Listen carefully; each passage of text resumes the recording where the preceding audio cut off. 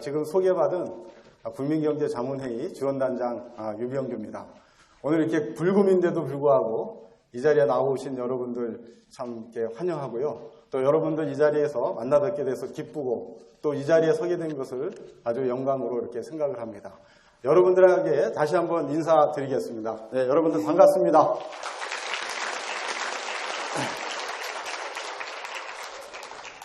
국민경제자문회의가 무엇을 하는 기관인지 궁금하시죠? 아시는 분 있으신가요? 네, 국민경제자문회의는 대통령을 경제자문하는 유일한 헌법기관입니다. 여러 이제 자문기구들이 있는데 헌법에 이렇게 규정된 자문기구는 국민경제자문회의가 유일한 기관입니다. 국민경제자문회의는 30명의 민간위원들로 이렇게 구성이 되어 있고요. 주로 이제 우리나라 경제가 지속적으로 성장하기 위한 그런 정책 재원을 해주는 일을 주요 업무로 지금 하고 있습니다. 저는 원래 민간경제연구소에서 연구 업무를 담당하다가 지난 2년부터 국민경제자문회의에 와서 국민경제자문회의가 원활히 활동할 수 있도록 지원해주는 그런 어떤 총괄 업무를 담당을 좀 하고 있습니다. 오늘 하여튼 이렇게 대학생 여러분들 또 한국 경제에 대해서 관심이 많은 여러분들을 이 자리에서 이렇게 만나 뵙게 돼서 너무 다시 한번 반갑다는 말씀을 드리고요. 오늘 제가 여러분들하고 같이 한 2시간 남짓 같이 이제 생각을 해보고자 하는 것은 한국 경제의 과거와 현재와 미래에 대해서 한번 이렇게 생각해 보려고 하고 있습니다. 우선 여러분들 제가 말씀을 드리기 전에 여러분들 한번 생각을 좀 알고 싶어요. 지금 한국 경제가 어렵습니까? 아니면은 문제가 없습니까? 일단 한국 경제가 문제가 없다고 생각하시는 분들 한번 손 들어보세요. 한국 경제 이 정도면 괜찮지 뭐가 문제가 있나? 그렇게 생각하시는 분들 없나요? 그러면 한국 경제 참 문제가 많다. 한국 경제 진짜 어렵다. 진짜 살기 힘들다. 이렇게 생각하시는 분 한번 손 들어보시죠. 많은 분들이 아마 살기 어렵다고 이렇게 손을 드시는데요. 아마 이제 손을 안 드신 분들도 아마 살기 어렵다는 쪽으로 이렇게 많이 생각들을 하고 계시는 게 아닌가 이렇게 생각이 됩니다. 뭐가 어려운가요? 제가 오늘 제 사무실이 광화문에 있는 KT 빌딩, 그러니까 교보문고 바로 옆에 있는 KT 빌딩인데 걸어서 한 10분? 15분, 빨리 걸으면 10분, 좀 천천히 걸으면 한 15분, 20분 되는 거리인데 한국은행에서 좋은 차를 해주셔가지고 차를 타고 오는데 한 20분 걸렸습니다. 왜 그렇게 걸린지 아십니까? 차가 꽉꽉 막혀요. 오늘 불금이라고 그런지 그냥 차가 밀려가지고 차가 움직일 수 없을 정도로 차가 밀리고 이렇게 있더라고요. 또 여러분들 우리 이 강남이나 또 홍대 앞도 마찬가지고 또 제가 이 사무실에 있는 이 광화문 거리에 이렇게 나가보시면 주말에도 그렇고 평일에도 그렇고 아주 그냥 관광객들로 아주 굉장한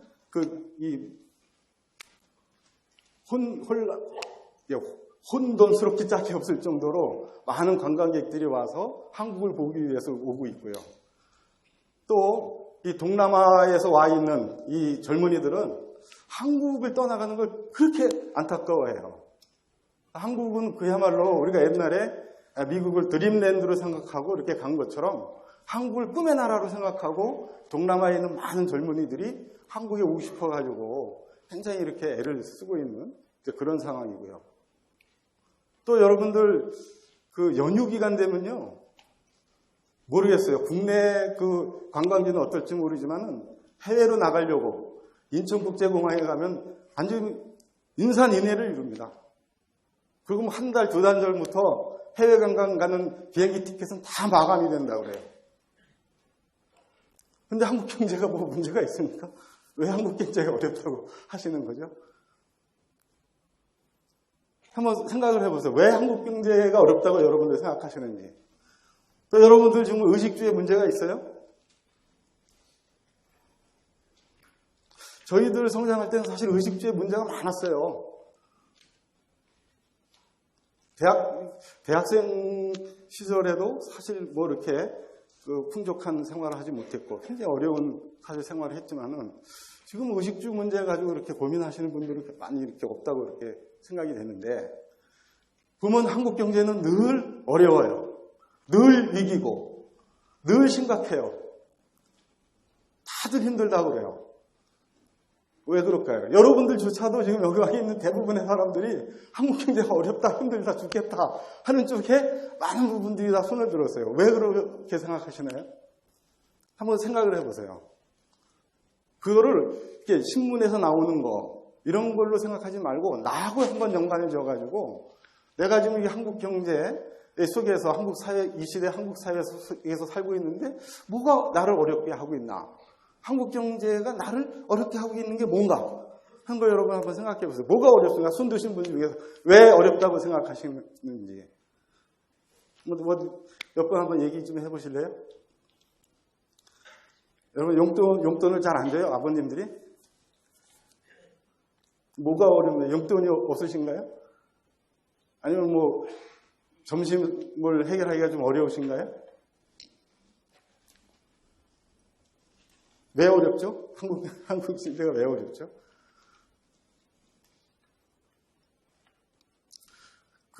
한국 경제가 어렵다고 하는 거는 제가 그때 생각하기에는 여러분도 한번 그렇게 생각할 거라고 생각이 되는데요.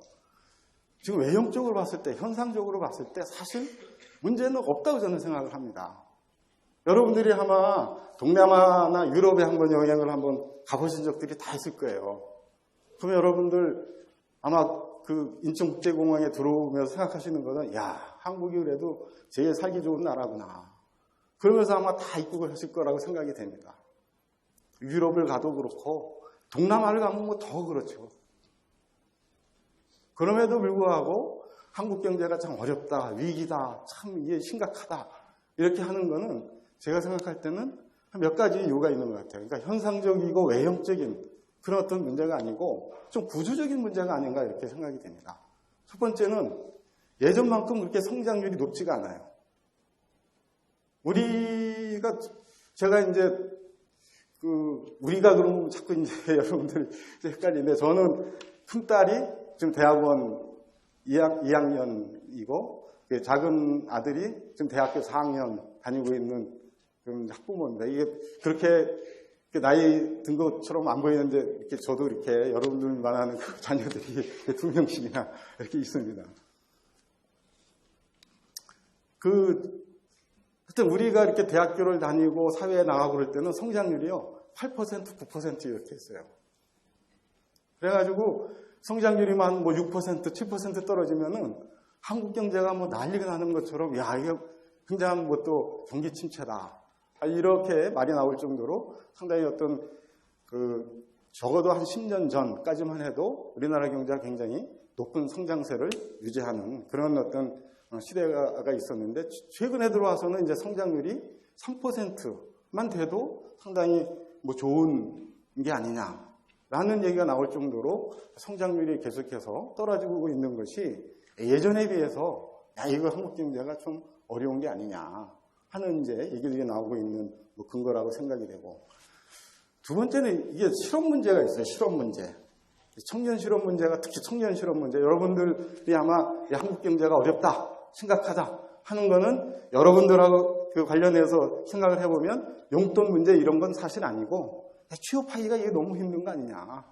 이 공부는 사실 엄청나게 많이 하는데 취업하려고 보면은 뭐 원서를 뭐 이렇게 수백 장 이렇게 써도 참 자기가 원하는 곳에 가기 힘든 거 이런 것들이 이제 여기 와 계신 청년 여러분들에게 있어서는 가장 어떤 심각한 문제가 아닌가 생각이 되고요.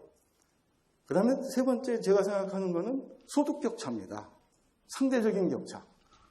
지금 우리나라가 나중에 이제 본문을 강의 내용을 통해서도 말씀을 드리겠습니다만 사실 50년 전만 해도 우리나라가 세계에서 가장 최빈 국가였거든요. 1인당 소득이 70달러도 안 되는 지금 아프리카의 케냐나 이디오피아보다 더 못 사는 나라였어요. 근데 지금 우리나라 경상 국민소득이 1인당 국민소득이 얼마인지 아십니까?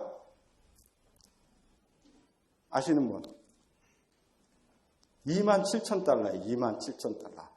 근데 구매력 평가, 다시 말해서 물가 수준으로 우리가 구매할 수 있는 그런 어떤 그 기준으로 보면은 지금 $30,000가 넘어갑니다, 사실. 그럼 세계적으로 이렇게 비교를 해봤을 때 구매력 평가 기준으로 $30,000가 넘어가는 나라가 어떤 나라냐면 일본 같은 나라예요. 일본 같은 선진국이 한 $30,000. 근데 사실 일본에 가서 우리가 생활을 해보면은 이런 어떤 의식주의 문제, 적어도 의식주의 문제에 있어서는 한국이 일본보다 더 살기 좋다라고 느낄 정도로 우리나라 국민소득이 사실 이 평균적으로 보면 높은 수준에 이렇게 도달을 해 있습니다. 평균적으로 보면 하여튼 $30,000 내외의 하여튼 높은 국민소득 수준을 지금 이제 부과를 좀 하고 있는 거죠. 근데 그건 평균 기준이에요. 평균 기준.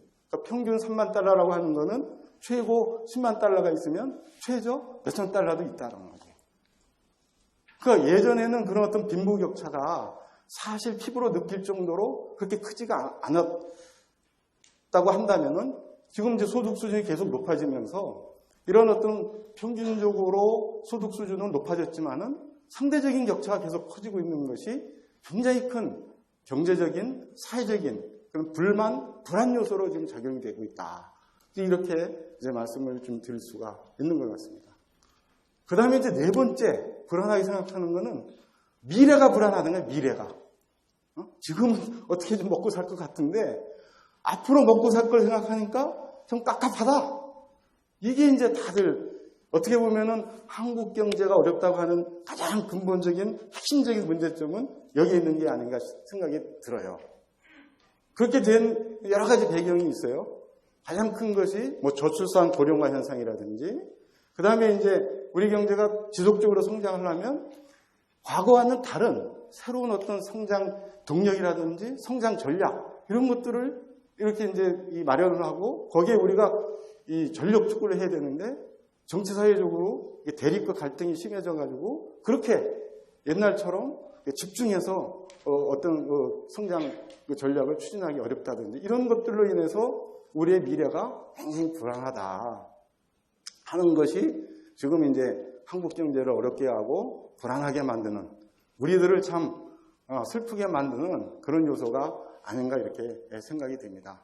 그래서 오늘 저는 그런 얘기를 좀 여러분들하고 같이 좀 하려고 합니다. 그래서 첫 번째로는 그 한국 경제가 어떻게 성장을 해왔는지 성장 과정을 좀 간략하게 이렇게 말씀을 드리고요. 그 다음에 이제 두 번째로는 한국 경제가 이런 어떤 짧은 기간 동안에 고도 성장을 했음에도 불구하고 최근에 들어서 왜 이렇게 어렵게 느껴지고 힘들게 느껴지는가 하는 거를 세 가지 측면에서 여러분들한테 한번 말씀을 드리려고 합니다. 첫 번째는 세계 경제사적인 측면에서 좀 거창하지만은 우리가 살고 있는 이 시대가 세계 경제사적으로 보면은 어떤 시대인가. 특히 우리나라는 대외 의존도가 굉장히 높은 그런 어떤 경제 구조인데 그런 측면에서 봤을 때 지금 세계 경제가 어떤 상태에 있는가 하는 거를 여러분들하고 같이 한번 생각을 해보고 두 번째로는 한국 경제가 지난 한 4, 50년 동안 고도 성장을 해오면서 결과적으로 이런 많은 어떤 성장의 성과를 과실을 맺었지만은 그 과정 속에서 배태된 구조적인 문제점이 무엇인가? 더 이상 한국 경제를 발전하지 못하게 하는 그런 어떤 구조적인 문제점이 뭔가 하는 것들을 한국 경제의 발전 과정 측면에서 한 번 더 여러분들하고 생각을 해보고자 합니다.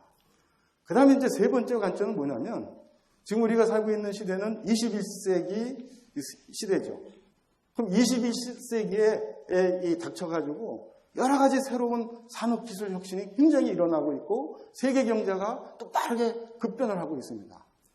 그런 어떤 세계의 어떤 이 기술적인 측면이나 세계 어떤 경제 사적인 측면에서 나타나고 있는 새로운 현상들이 한국 경제의 어떤 발전에 어떠한 영향을 미치고 있는지 그것이 한국 경제의 미래를 어떻게 좀 어렵게 하고 있는지 하는 것들을 세계 경제 패러다임 변화라는 측면에서 또 여러분들하고 같이 생각을 해보고자 합니다. 그 다음에 마지막으로 그럼 우리 경제가 이렇게 세계사적으로 봤을 때 또 한국 경제 발전 과정 상으로 봤을 때 또 21세기 어떤 기술혁신이라는 과정에서 봤을 때 한국 경제가 처해 있는 지금 이 상황에서 이러한 어려움을 극복하고 또 지속적으로 성장할 수 있는 그 발전 전략과 과제가 무엇인지 하는 것을 여러분들하고 같이 생각해 보려고 하고, 이 네 번째 과제는 사실 여러분들의 과제죠. 여러분들의 과제. 그러니까 여러분들이 오늘 이 2시간 동안 저하고 같이 이렇게 생각하는 그런 시간 동안에 한국 경제에 나갈 방향이 뭔가를 한번 생각해보고 그 방향에 맞춰서 나는 무엇을 할 것인가 하는 거를 아마 생각할 수 있는 단초를 조금이라도 이렇게 생각할 수 있으면 오늘 저와 여러분과의 만남은 굉장히 유익한 만남이 아마 되는 게 아닌가 저는 이렇게 생각을 합니다. 우선 한국 경제의 어떤 성장 과정을 보겠습니다.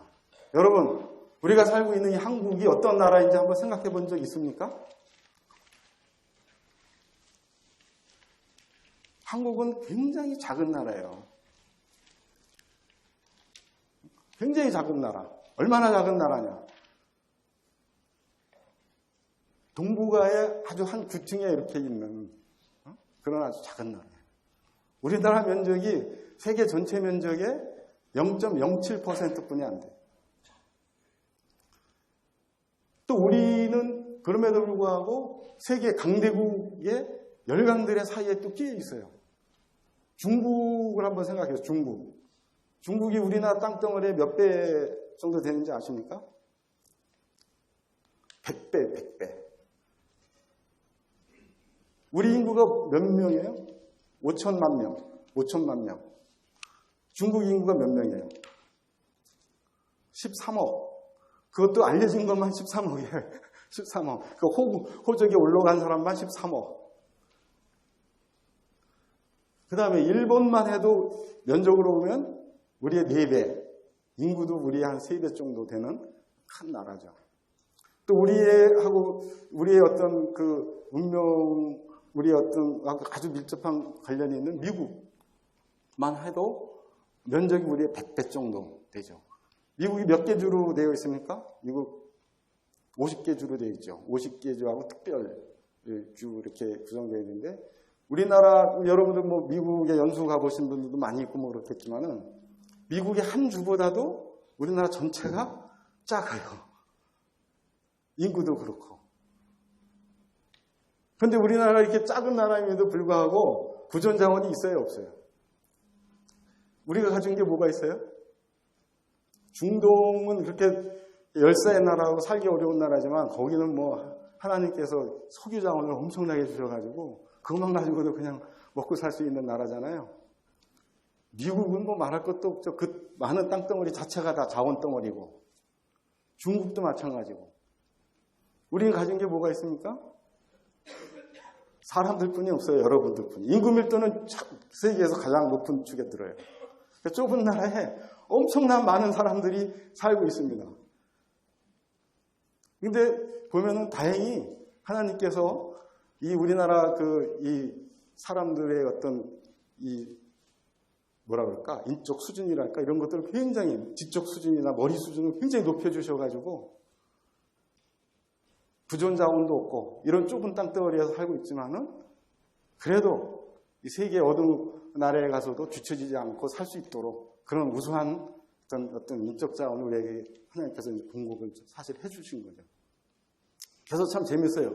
땅덩어리나 인구로 봤을 때 세계에서 중국을 무시하고 일본을 업신여기는 나라는 한국뿐이 없다고 그래요. 여러분들 이게 우수한 인적 자원 덕분입니다. 이렇게 작은 나라, 이 작은 나라임에도 불구하고 또 우리가 그 경제 개발하기 직전에 어떤 기초 여건을 보면 굉장히 열악했습니다. 기초 여건 자체도. 불과 100년 전에 광화문 거리예요. 불과 100년 전에 광화문 거리에 나와 있는 사람들을 보면은 다 상투를 들고 바지 저고리 입고 그다음에 지게 지고 온 거는 다 뭐 나무 같은 거 지고 와서 이게 사고 팔면서 먹고 살던 시대가 불과 100년 전. 그 당시 일본은 완전 산업화 근대화 돼가지고 우리나라를 집어삼키려고 이제 들어올려 왔던 그런 시대죠. 이 근대화도 굉장히 늦었는데 또 해방 이후에는 세계에서 가장 비극적인 전쟁을 치른 나라가 우리나라입니다. 1950년대. 전쟁의 폐허로 인해 가지고 그나마 가지고 있던 모든 산업시설과 자원이 다 이 피폐화되는 그런 상황에 이제 몰리게 된 거죠. 그 다음에 또 60년대 들어서서는 또 정치 사회적으로 엄청난 혼란이 있어가지고 뭐 4.19에다 5.16에다 해가지고 정신 차리지 못하는 그런 어떤 시대적 여건을 지속적으로 이렇게 이제 거쳐왔던 거죠.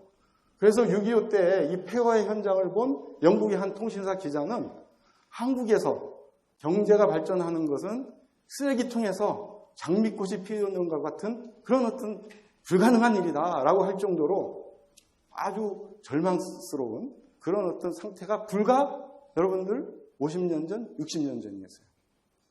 근데 60년대 들어서 내 정신 차리고 뭔가 열심히 한 거죠. 그게 여러분들 국제시장 보셨죠? 국제시장의 역사요, 독수의 삶입니다. 그야말로 무에서 유를 창출하는 몸으로 때우는 중동에 나가서 독일에 나가서 그런 식으로 해서 이제 경제 개발을 하기 시작해서 불과 50년 만에 최빈국에서 소득 26,000달러, PPP 기준으로 3만 달러의 국가로 이렇게 성장을 한 거죠. 그래서 이걸 가지고 세계 경제학자들은 이렇게 평가를 합니다. 한강의 기적이다.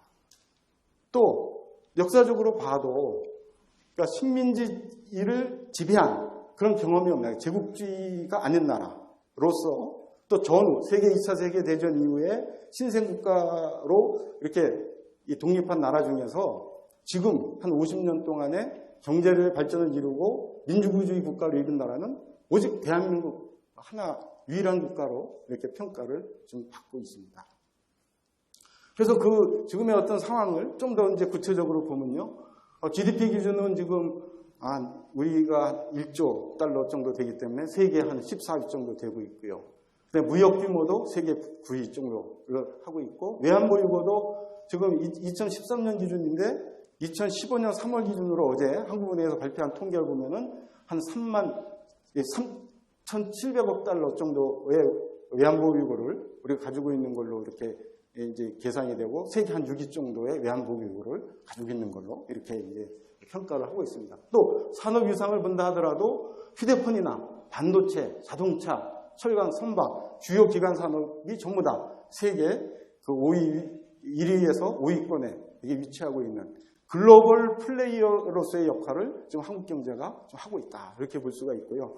또 기업도 세계적인 기업이 굉장히 많이 이제 이렇게 성장을 해서 세계 500대 기업에 들어가는 숫자가 17개로 세계 7위를 기록하고 있고 아시아 50대 기업 수가 8개로 세계 2위. 아시아에서는 일본 다음으로 우리가 이 50대 기업에 많은 기업들이 이렇게 포함이 될 정도로 한국 경제가 어떤 이 늦은 근대화 또 전쟁의 그런 어떤 이 고통과 사회 혼란 속에서 한 50년 동안 열심히 일을 해서 그 어느 나라도 이루지 못한 경제 성장의 기적을 좀 이루기로 했다. 이렇게 이제 볼 수가 있습니다.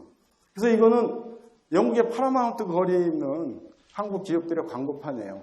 여러분들이 뉴욕의 브로드웨이의 타임스퀘어 광장을 간다든지 또 영국의 파라마운트 거리에 가면은 한국의 글로벌 기업들의 어떤 이 전광판 광고를 여러분이 볼 수가 있습니다. 그런 걸 볼 때마다 사실 이제 국내에서는 야 대기업이 왜 그래 이런 욕을 하지만 사실 외국에서 저런 어떤 세계적인 기업들과 이게 같이 이렇게 이제 광고를 하고 있는 기업들의 이제 전광판을 보면은 굉장히 가슴 뿌듯하죠, 그죠? 자, 그럼 여기서 중요한 거는 그럼 한국 경제가 어떻게 그 어려운 기초 여건과 전쟁의 그런 그 어려움 속에서 50년 동안에 이렇게 급속히 성장할 수 있었는가? 여러분들 그 성장 전략, 그 비결이 어디에 있다고 여러분들 알고 계신가요? 어떻게 해서 이렇게 짧은 시간 안에 그 어느 나라도 성취하지 못한 그런 경제 성장을 달성할 수 있었을까요? 우리가 경제 발전론 측면에서 보면 어느 나라가 경제를 키우기 위해서는 세 가지 측면에서 성장 전략을 이렇게 선택하게 되어 있습니다. 첫 번째는 내수 중심으로 발전을 하느냐, 아니면 수출 중심으로 발전을 하느냐. 거기서 선택을 하나 해야 되는 거고, 두 번째는 중소기업 중심으로 성장을 해야 되느냐, 대기업 중심으로 성장을 해야 되느냐. 어떤 경제 주체의 활동의 주체를 누구로 할 것이냐 하는 걸 또 선택을 해야 되고, 그 다음에 각 부문별로 균형 성장을 할 것이냐, 아니면 한 부분을 특정 부분을 키워서 다른 부분에까지 긍정적인 영향을 미쳐서 같이 이렇게 키우는 불균형 전략을 세우느냐 하는 것은 세 가지 발전 전략 중에서 선택을 해야 되는 겁니다. 그런데 우리나라는 아까 말한 것처럼 우리나라의 어떤 그 자연 조건이라든지 이런 걸 봤을 때 부존 자원도 없고 내수 시장이 굉장히 작은 나라지 않습니까? 인구도 적고. 그렇기 때문에 필연적으로 경제 발전 초기에 우리가 선택한 전략은 내수 중심이 아니고 외수 중심으로, 수출 중심으로 갈 수밖에 없었던 거예요. 왜냐하면 우리 국내 시장이 적으니까. 국내 시장을 결정하는 건 뭐예요? 지역 면적과 인구인데, 지역 면적도 적고 인구도 적고 또 그 당시 경제 수준도 굉장히 낮고, 그러니까 내수 중심으로 해서는 안 되겠다 해서 수출 중심으로 한 거고, 또 수출 중심으로 하려고 하다 보니까 중소기업보다는 대기업이 아무래도 이 수출 주도형 성장 전략을 펴는 데는 유리하겠다. 그래서 이제 대기업 중심의 성장 전략을 펴게 된 거고, 또 그러다 보니까 골고루 이렇게 성장하는 어떤 전략을 쓰기보다는 어떤 특정 산업 분야, 예를 들어서 자동차, 뭐 철강, 조선 이런 기간 산업을 먼저 키우고 그걸 통해서 다른 부분까지 어떤 성장의 혜택을 주는 그런 어떤 불균형 성장 전략을 수립을 한 게 된 거죠. 그래서 60년대 이후에 한국 경제가 수립한 전략은 수출 중심의 대기업 주도의 불균형 성장 전략을 이제 수립을 해가지고 이런 세계 유례에서 찾아볼 수 없는 그런 어떤 그 한강의 기적을 이룩할 수가 있었던 겁니다. 이게 이제 한국의 어떤 지난 50년간의 역사 스토리입니다. 간단하게 여러분들한테 맡은 스토리인데, 문제는 옛날은 옛날인 거죠. 옛날은 옛날인 거 왜 현재 지금 어려운 거냐. 이 우리한테는 더 큰 문제가 되는 거죠. 그거를 한번 우리가 이제 한번 생각을 해보면, 결론적으로 말하면 여건이 바뀐 거예요. 그 당시 우리가 60년대 어떤 그 세계 경제의 어떤 여건, 그 다음에 어떤 그 발전 전략을 추진했을 때의 어떤 그 여건, 그런 여건들이 한 50년 동안 이렇게 이 시간이 지나면서 그런 모든 여건들이 다 이렇게 변하고, 또 이 기존의 발전 전략이 우리 경제가 성장함에 따라서 한계에 부딪히게 된 것이 결국은 지금 우리가 겪게 되는 어떤 그 어려움의 근본적인 어떤 이유라고 이렇게 할 수가 있겠습니다. 우선 가장 큰 거는 우리가 살고 있는 지금 이 시대 세계 자본주의의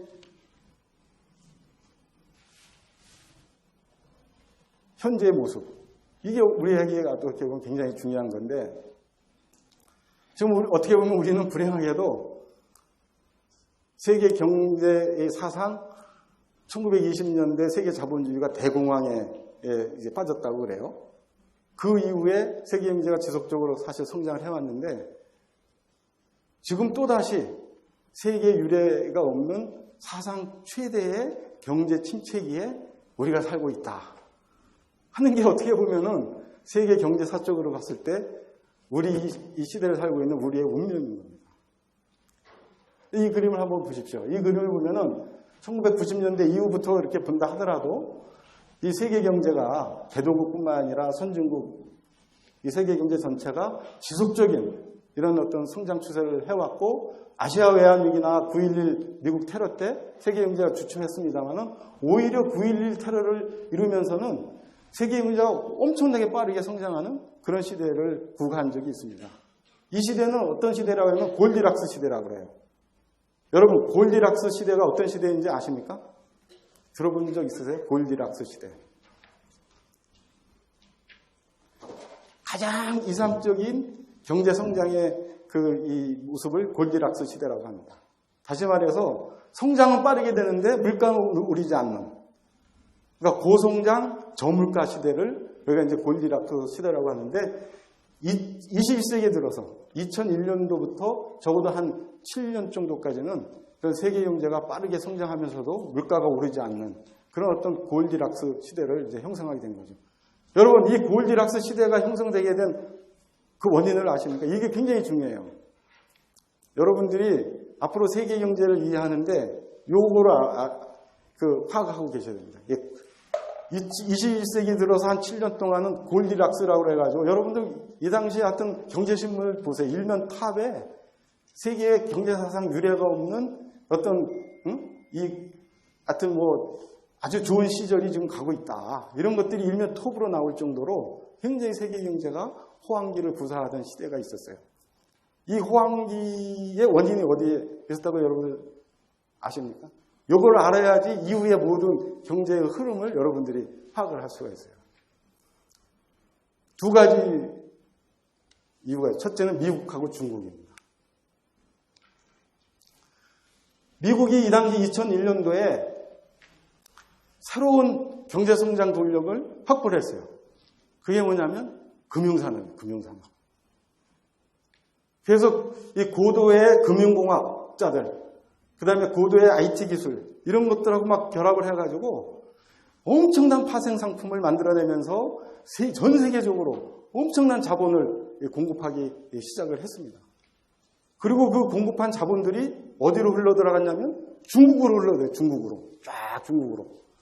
그러면서 중국이 그 자본, 세계적인 어떤 자본 투자에 힘입어가지고 엄청나게 성장을 한 거죠. 그때가 세계의 이제 공장이라고 할 정도로 모든 세계의 어떤 자본들이 중국에 몰리면서 거기서 엄청난 투자가 이루어지고 엄청난 이 제조 상품들이 이제 생산이 되면서 그럼 어떻게 됩니까? 대량으로 제품이 생산되니까 제품 가격은 계속 낮아지고 또 대량으로 자본이 투자돼가지고 세계 곳곳에서 투자가 이루어지고 성장을 하니까 성장을 하면서도 중국이 값싼 제품을 공급하기 시작하면서 물가는 낮은 그런 고성장 저물가 시대가 한동안 7년 동안 이렇게 구사가 됐던 거예요. 이때 참 살기가 어떻게 보면 좋았던 시절이죠.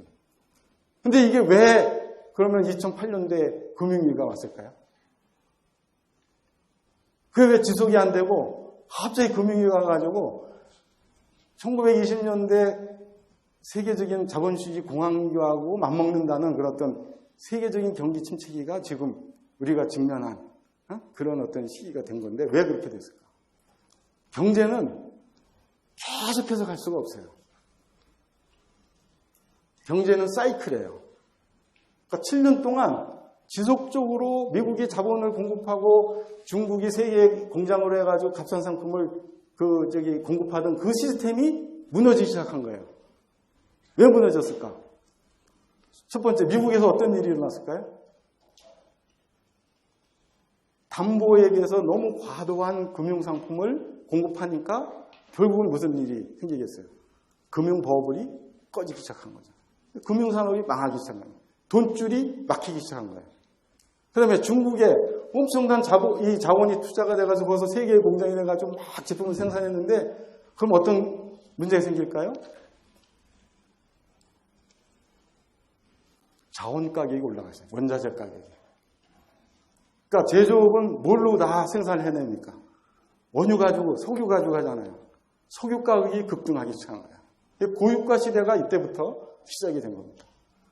결국은 미국의 금융 시스템이 붕괴가 되고 중국의 이 물가 생산 체제가 붕괴가 되면서 결국은 세계 경제가 급락하는. 그래서 미국의 금융위기를 이제 시작을 해서 세계적인 글로벌 금융위기가 2008년에 터지면서 세계 경제가 지금 완전히 꼬꾸라지기 시작한 거고 아직도 거기에서 벗어나지 못하고 있는 그런 단계에 있다. 세계 경제의 어떤 그 흐름성을 봤을 때 세계 경제가 어떤 위기에서 극복하기 위해서는 세 단계를 일반적으로 거쳐야 됩니다. 첫 번째는 버블이 깨지는 그 순간에 엄청난 구조조정이 이루어지죠. 그래서 미국의 유명한 금융 회사들이 그 당시에 다 망했지 않습니까?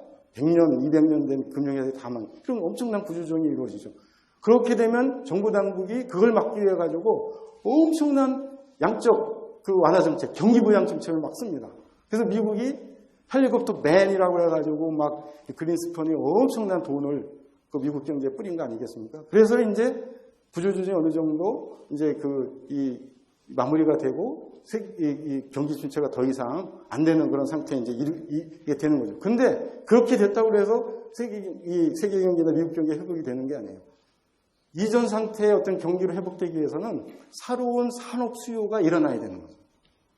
그 새로운 산업 수요라는 것은 새로운 기술 혁신이나 새로운 어떤 그 산업 어떤 그 시스템이나 이런 것들이 나와서 새로운 어떤 그 공급 시스템에 의해서 새로운 유발할 수 있는 그런 어떤 산업 이런 어떤 그 혁신이 일어나야 되는데 지금 아직까지는 그 단계까지는 우리가 못한 겁니다. 근데 미국이 진짜 애를 쓰고 있어요. 그 애를 쓰고 있는 게 뭐냐면 에너지 혁명을 지금 하고 있는 거죠. 그게 셰일가스예요. 그 다음에 이제 나중에 또 얘기를 하겠지만은 IoT라는 사물 인터넷을 중심으로 해서 새로운 기술 혁신, 또 3D 프린트라고 하는 또 새로운 기술 혁신들이 막 일어나고 있습니다.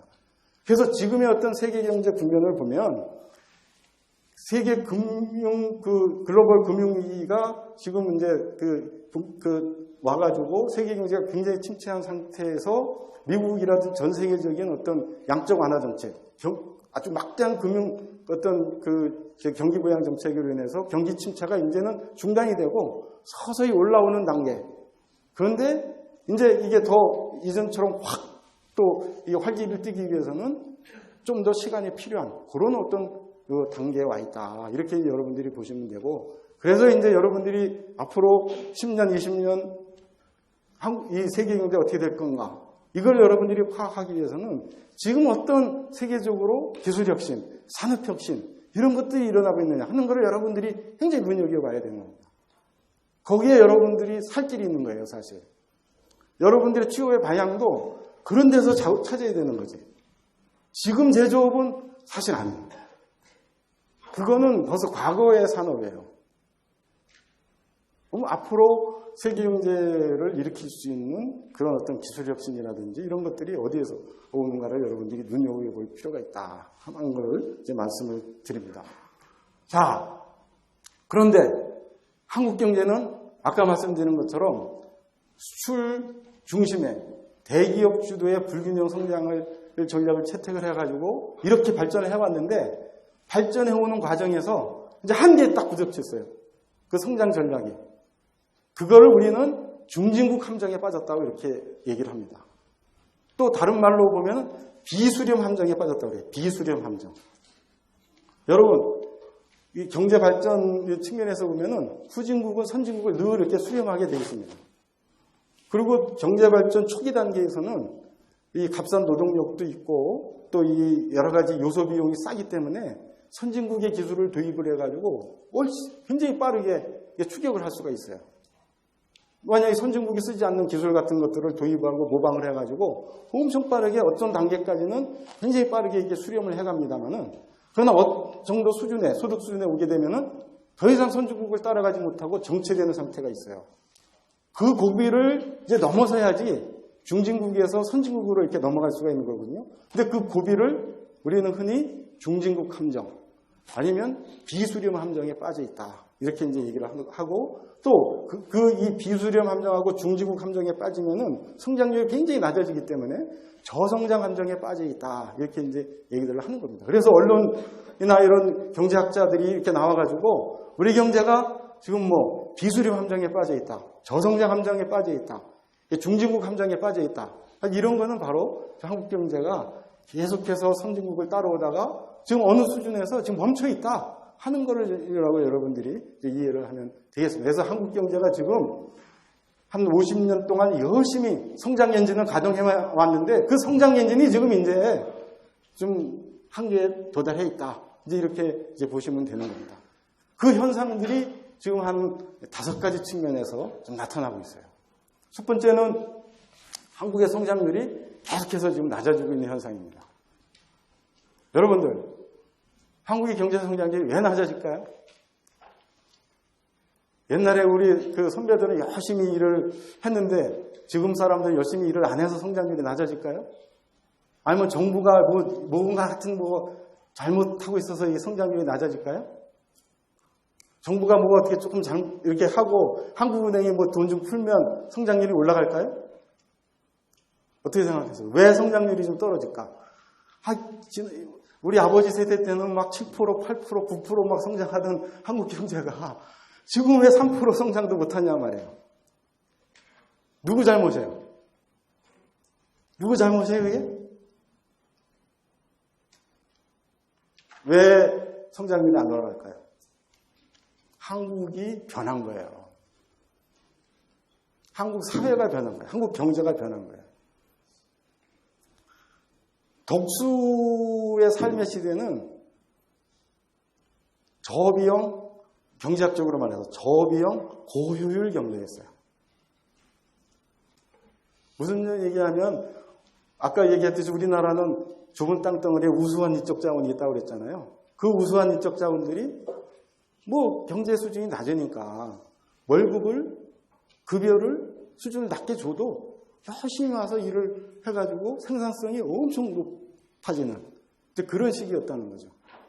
그래서 뭐 우리나라에 자동차 공장을 짓고 석유화학 공장을 지으면은 일본보다 훨씬 인건비가 싸기 때문에 제품의 수준은 비슷한데 제품 가격이 싸면 그만큼 경쟁력이 있는 거 아니겠습니까? 그게 우리 경제의 강점이었어요. 그러니까 저비용 고효율 경제 시스템을 우리가 이 경제개발 시기에는 유지를 할 수가 있었던 거죠. 근데 지금은 어때요? 지금 삼성전자가 다행히 좀 평택에다 뭐 엄청난 투자를 좀 한다고 해서 굉장히 다행인데 삼성전자가 어디에 많이 투자를 합니까? 한국에 투자를 많이 해요? 베트남에 투자를 많이 해요? 중국에 투자를 많이 해요? 다 베트남에 투자를 많이 하잖아요. 그럼 삼성전자가 나쁜 짓 하는 거예요? 한번 생각해 보세요. 삼성전자가 왜 한국에 투자 안 하고 베트남에 투자하냐고 욕할 수 있어요? 인건비가 싼데 베트남이 거의 인건비가 그러다 훨씬 싼데 거기서 만들면 일본 제품보다 더 좋은 제품을 만들어서 싸게 팔 수가 있는데 한국에다 투자를 하면 인건비가 지금 엄청 비싸가지고 인건비는 비싼 만큼 또 그럼 우리의 어떤 고부 가치가 이렇게 창출이 돼야 되는데 뭐 노조를 욕하는 건 아니지만 하여튼 뭐 사사건건 뭐 하여튼 이렇게 갈등이 많잖아요. 우리나라 사회가. 그러니까 고비용 저효율 시스템으로 우리 사회가 바뀐 거예요. 그러니까 투자를 할 수가 없는 거죠. 그 다음에 두 번째, 기술의 함정하고 관련이 있어요. 예전에는 선진국 일본에서 기술을 받아다가 모방을 해서 열심히 그거를 이제 하면 됐는데 이제 모방할 수 있는 기술이 없어요. 우리 경제가 성장했기 때문에. 이제 뭐 일본 자동차나 한국 자동차 비슷한데 뭐 일본 자동차 모방할 게 뭐가 있어요? 그럼 심각한 거예요. 문제의 수준이 달라진 거예요. 예전에는 초등학교 수준의 산수 문제를 풀면 됐는데 옛날 우리 선배들은 산수 문제를 풀면 됐는데 여러분들은 어떻게 보면 고도의 고차방정식 수학 문제를 풀어야 되는 시기가 온 거예요.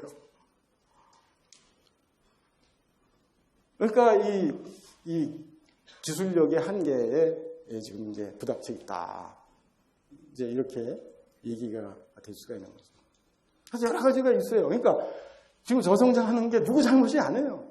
한국 경제가 발전했기 때문에 더 이상 발전하기 힘든 상태에 어떻게 보면 역설적으로 그렇게 돼 있다. 그 돌파구를 마련하는 것이 우리 시대의 과제다. 이렇게 이제 볼 수가 있는 거죠. 자, 그 다음에 두 번째, 고용 없는 성장이 또 되고 있어요. 이게 참 심각해요. 성장은 해요. 우리가 뭐 저성장이라고 하지만 마이너스 성장한 거는 사실 글로벌 금융위기 때도 미국도 마이너스 성장하고 다 마이너스 성장을 했지만 우리는 마이너스 성장을 계속 하지는 않았어요. 그 후에도 뭐 어떤 때는 6% 성장도 하고 지금도 뭐 3% 성장은 해요. 근데 성장의 내용이 달라졌어. 고용 없는 성장을 하는 거예요. 고용 없는 성장 왜 그럴까요? 성장을 하는데 고용은 왜 안 늘어날까요? 그것도 누구 잘못인가요? 그것도 한국 경제가 발전했기 때문에 그래요.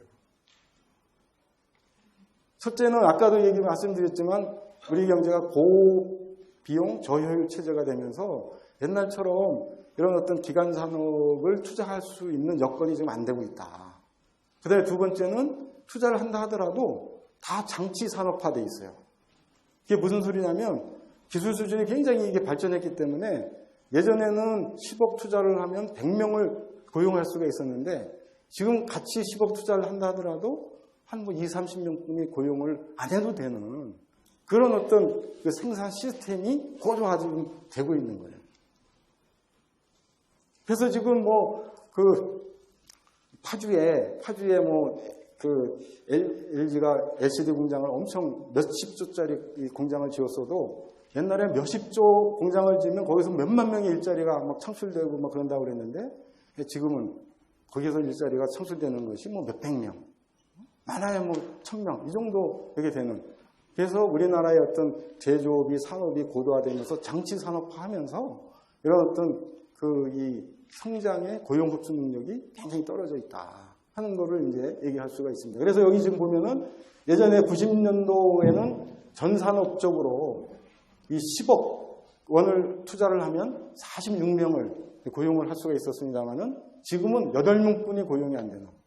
그러니까 5분의 1로 고용 흡수 능력이 이렇게 축소되어 있는 그런 어떤 상태가 있기 때문에 그런 상황에서 또 성장률도 낮으니까 이 고용 없는 성장이 계속되고 있고 특히 이 신규 시장의 문이 굉장히 좁아지는 그래서 청년 실업 문제가 굉장히 이렇게 사회 문제가 되고 있는 그런 현상이 지금 벌어지고 있다. 이제 이렇게 말씀을 드릴 수가 있습니다.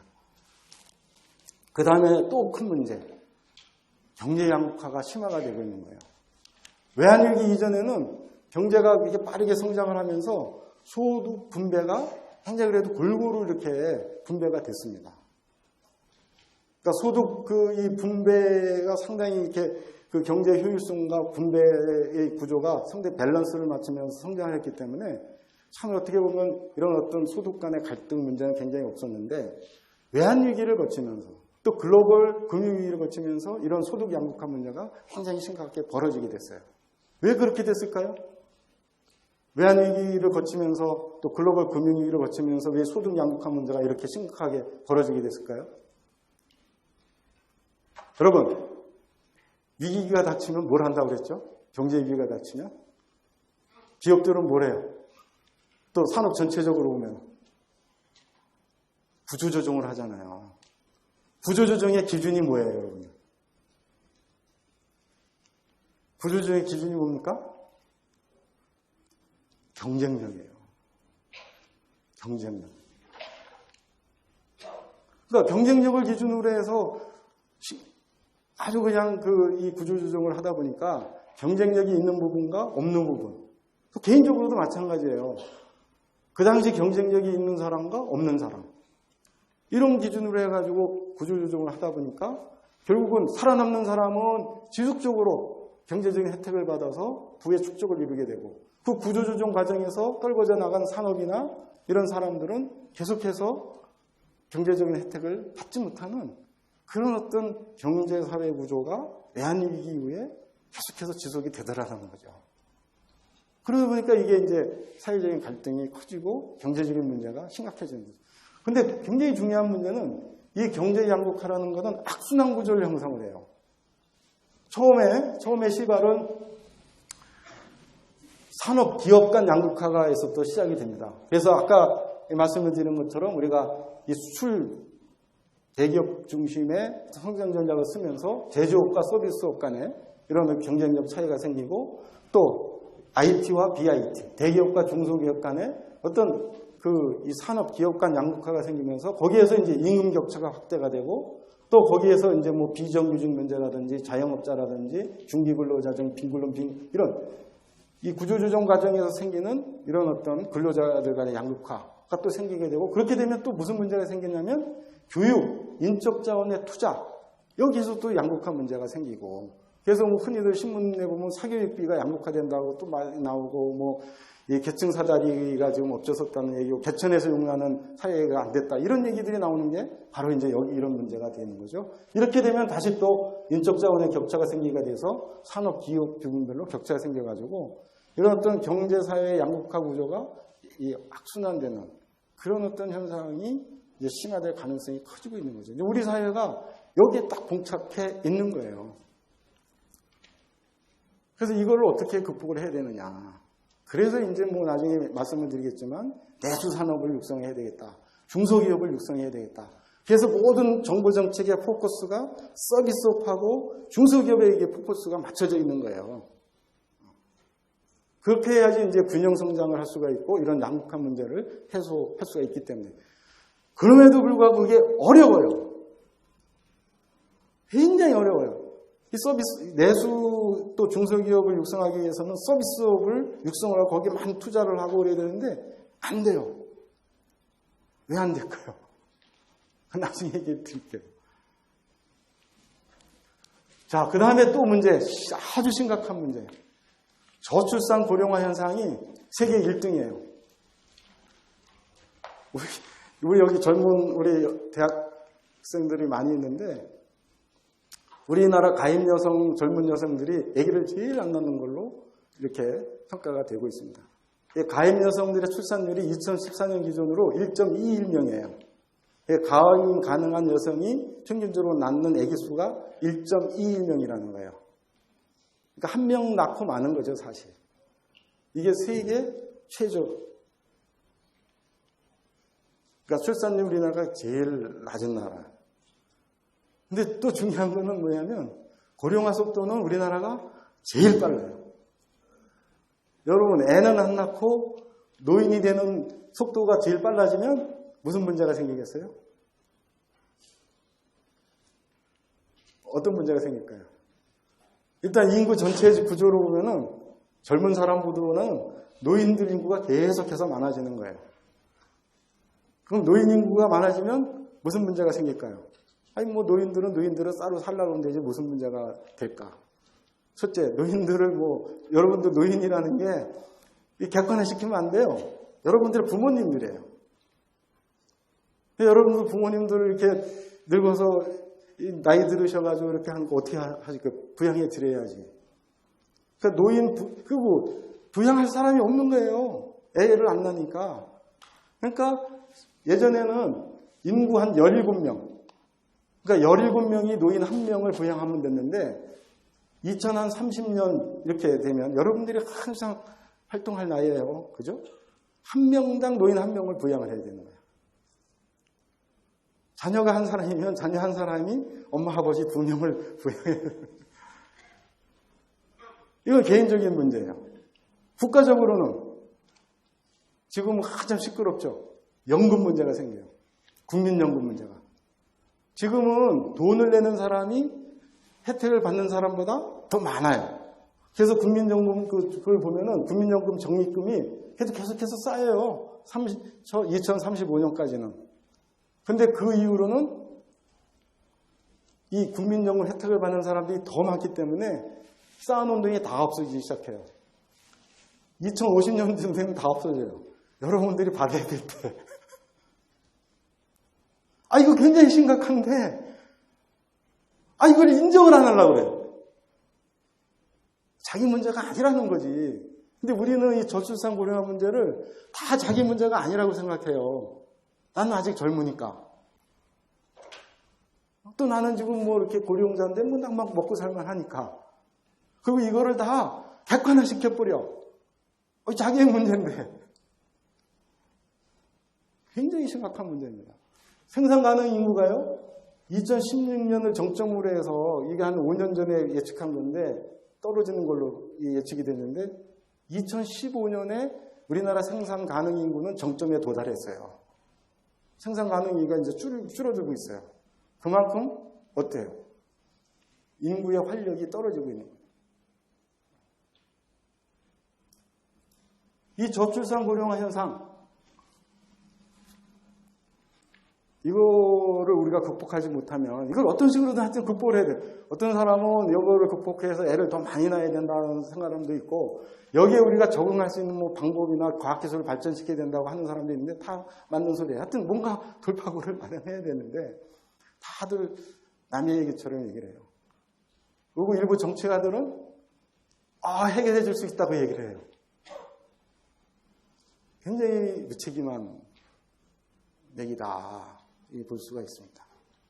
자, 그 다음에 마지막으로는 이제 이 중진국 함정에 빠져 있는 우리나라가 처해 있는 또 심각한 현상은 성장 잠재력이 계속해서 떨어지고 있습니다. 성장 잠재력이 떨어질 수밖에 없죠.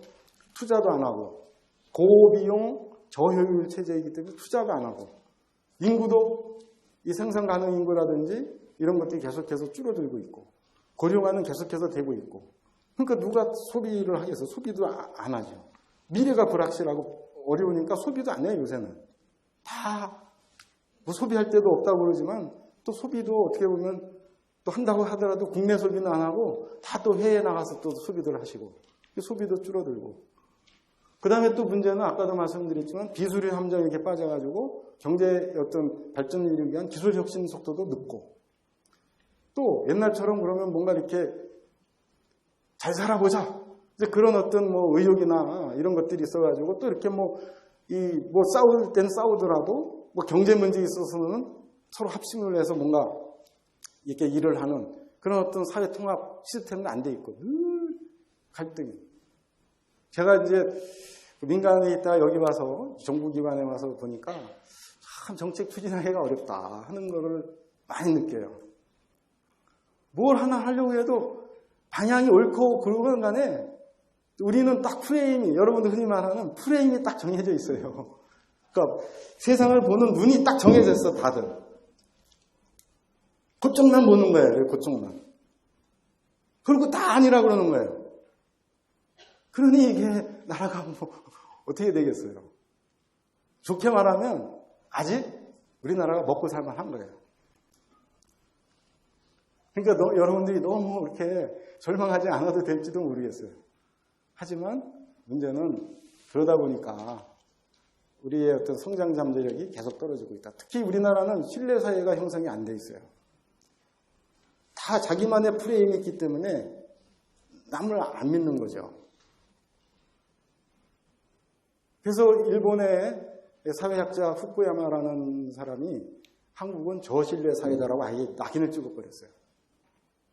이걸 극복하지 않으면 사실 성장 잠재력을 확보하기가 힘든 거예요. 그러니까 우리나라는 예전에는 이 물적 자본을 투자를 해서 열심히 몸으로 때워서 독수처럼 살면은 성장을 할 수가 있었는데 이제는 그렇게 몸으로 때워서 일을 할 때도 없고 그야말로 새로운 어떤 고기술 어떤 지식 어떤 이런 산업 속에서 뭔가 이 사회 통합을 이루면서 이 발전을 좀 해야 되는 그런 상황에 와 있는데 그게 지금 이루어지지 않고 있다 하는 것이 이제 이 중진국 함정에 빠져 있는 한국의 5번째 현상이고 그것 때문에 사실 다들 어려워하고 힘들어하고 이것을 어떻게 극복해야 될 건가 하는 거를 지금 고민을 하고 있다. 이렇게 이제 말씀을 드릴 수가 있습니다. 그래서 지금 여러분한테 말씀드린 걸 요약을 해보면 한국 경제가 굉장히 어려운 여건 속에서 하여튼 우리 한국 실정에 맞는 그런 어떤 성장 전략을 토대로 해서 과거 한 50년 동안 빠르게 성장을 해왔는데 그 빠르게 성장해온 후유증으로 인해서 또 세계 경제의 어떤 여건의 급속한 변화에 의해서 지금 한국 경제가 정체 상태에 있다. 그런데 그것을 우리가 이제 어떻게 보느냐 하는 거는 이제 앞으로 우리의 몫이다 하는 걸로 일단 요 처음 강의의 결론으로 맺고 그 다음 강의에서는 그런 어떤 이런 어려운 여건 하에서 또 세계 경제가 어떻게 이 기술 환경이라든지 어떤 경제 시스템이 어떻게 변하고 있는지 그런 걸 여러분들하고 같이 생각을 해보고 그런 어떤 상황 속에서 우리가 어떤 새로운 발전 전략을 찾아야 되는지 하는 것을 한번 같이 생각해 보도록 하겠습니다. 발전에서 그 한국 경제가 처해 있는 그런 그 어려움, 또 세계 그 경제적으로 봤을 때 처해 있는 현 상황, 이제 우리가 살고 있는 그 세계 경제의 어떤 그 현황과 또 한국 경제가 처해 있는 그런 어떤 그 문제점, 이제 이런 것들을 이렇게 여러분들한테 말씀을 드렸다고 한다면, 이번에는 우리가 21세기에 살고 있잖아요. 그죠? 21세기에 살고 있는데 21세기의 어떤 기술 환경, 또 21세기의 세계 경제 환경은 어떤 추세로 이렇게 흘러가고 있느냐 하는 것들을 한번 여러분들하고 짧은 시간이지만 같이 한번 생각해 보도록 하겠습니다. 결국 한국 경제가 앞으로 지속적으로 성장을 하려면 지금 한국 경제가 안고 있는 그런 문제점을 극복을 해야 되는데 그 극복의 제약 조건이 또 세계 경제의 어떤 패러다임의 변화입니다. 그러니까 세계 경제 패러다임에 맞춰서 한국 경제의 문제점을 어떻게 해결을 해야 될 건가 이제 하는 것들을 우리가 이제 생각을 좀 해봐야 되는 거죠. 일단은 그 세계 경제 전체적으로 보면은 아까도 이제 말씀을 드렸습니다만은 아직은 그 글로벌 금융위기에서 완전히 극복을 하지 못하고 이제 한 반 정도 극복을 하고 이제 서서히 회복되는 그런 단계에 있다. 그래서 당분간은 예전처럼 그런 어떤 빠른 높은 성장을 하지 못하는 한 3%에서 한 4% 정도의 예전에 비해서는 낮은 그 저성장 기조가 앞으로 조금 당분간은 지속될 것 같다라고 하는 게 이제 세계 경제의 어떤 큰 경기 흐름상으로 볼 때 여러분들한테 말씀드릴 수 있는 첫 번째 경제 패러다임 변화의 특징입니다. 그래서 이거를 뉴 노멀이라고 우리가 얘기를 하죠. 새로운 정상 상태. 그러니까 세계 경제의 어떤 저성장 기조가 지속되는 그 뉴 노멀 상태가 앞으로 당분간은 지속이 될 것이다. 이렇게 이제 말씀을 드릴 수가 있습니다. 그 다음에 두 번째는 주요국들의 어떤 경제 전략이 굉장히 이전과는 다르게 지금 이렇게 변하고 있다 하는 것도 우리가 파악할 필요가 있습니다. 예전에 우리가 개도국 시대 때 세계 경제의 어떤 각국의 어떤 경제 정책은 우리나라 경제가 굉장히 빠르게 성장할 수 있는 그런 어떤 기반을 이렇게 형성을 해줬어요. 그래서 우리가 대기업 중심으로 해서 중화공업을 토대로 해서 수출 산업을 일으켜서 막 제품을 만들어내면 미국에서 그걸 다 사주고 그랬거든요. 또 외환위기 이후에는 중국에서 또 그거를 다 사주고 이런 어떤 거대한 어떤 시장들이 이렇게 형성되어 있었고 또 우리가 이 저개발 단계였고 개도국이었기 때문에 미국이 굉장히 이렇게 도와주고 또 협조적이고 뭐 이렇게 했었고 또 미국이 굉장히 이렇게 성장하는 그런 어떤 대국으로서의 그런 풍모가 이렇게 있었어요. 그런데 글로벌 금융위기가 미국을 중심으로 해서 이렇게 생겨나가지고 세계적으로 확산이 되면서 그런 어떤 세계 각국의 대국으로서의 풍모, 여유 이런 것들이 이제 많이 지금 각박해지고 있다. 이게 어떻게 보면 또 한국 경제가 성장하는 데 있어서 여러 가지 제약 요건이 되고 있다. 이렇게 이제 말씀을 드릴 수가 있습니다. 우선 미국인데요. 미국이 아까도 말씀을 드린 것처럼 급한 불 끄기 위해 가지고 엄청난 진짜 미국의 중앙은행에 돈을 뿌려가지고 미국의 금융위기를 이제 일단은 막고 그리고 이제 서서히 이제 미국 경제를 회복시키려는 노력을 지금 하고 있습니다. 그래서 이제 아까 얘기했던 새로운 어떤 산업혁명으로서 에너지혁명을 좀 시일가스 개발을 통해가지고 계속해서 일으키고 있고 이제 그것을 중심으로 해서 지금 미국이 하려고 하는 것이 뭐냐면 미국이 금융위기를 거치면서 뼈저리게 느낀 게 뭐냐면 제조업이 중요하다. 자국의 제조업이 중요하다는 것을 뼈저리게 느끼고 지금 시일가스 에너지혁명을 통해서 생산되는 값싼 에너지를 토대로 해서 미국의 제조업을 육성하는 정책을 엄청 이렇게 집중적으로 이렇게 추진을 좀 하고 있습니다. 그렇게 되면 우리나라하고 어떤 관계가 될까요? 우리나라가 미국에 수출하기가 어려워지고 또 미국의 어떤 산업정책하고 갈등이 예전보다는 더 많아지는 통상마찰이 더 심해지는 사실 이제 그런 관계들이 형성이 될 수가 있다. 다시 말해서 세계 시장으로서의 미국의 역할이 이전보다는 상당히 이렇게 축소가 되고 있고 미국이 자국의 산업을 살리기 위해서 예전처럼 이렇게 다른 나라들에 대해서 호혜적이고 그 우호적인 그런 어떤 그 정책을 상대적으로 덜 하고 있다. 이제 이렇게 이제 말씀을 드릴 수가 있습니다. 그럼에도 불구하고 사실 세계 경제의 희망은 사실 또 미국에서 찾을 수밖에 없어요. 그래서 미국을 중심으로 해서 에너지 혁명이 일어나고 있어가지고 지금 그 에너지 가격이 굉장히 좀 내려가고 있지 않습니까?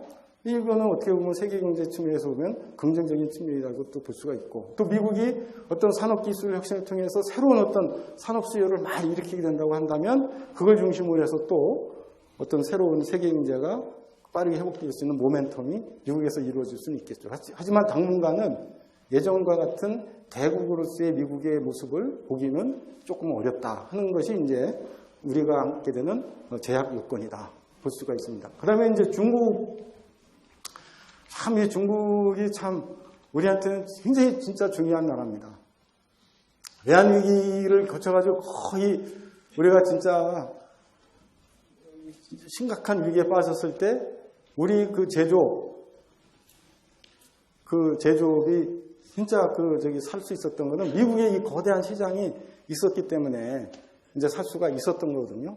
이 중국이 엄청나게 빠르게 성장을 하면서 이제 우리나라 제조업 그를 이제 수출할 수 있게 하고 또 중국에 가서 우리가 투자를 해서 거기서 또 많은 제조품을 생산을 해서 또 외국에 수출하는 그런 어떤 이 수출 이 기조로서 또 이제 우리가 활용을 하고 이제 그렇게 했는데 근데 이제 중국도 한 20년간 고도 성장을 하면서 아까 그랬잖아요. 경제는 계속해서 성장할 수 없다. 경제는 사이클이다. 중국도 이제 계속해서 고도 성장을 할 수 없는 단계에 와 있는 겁니다. 그래서 중국도 새로운 정상 상태, 신창 타입.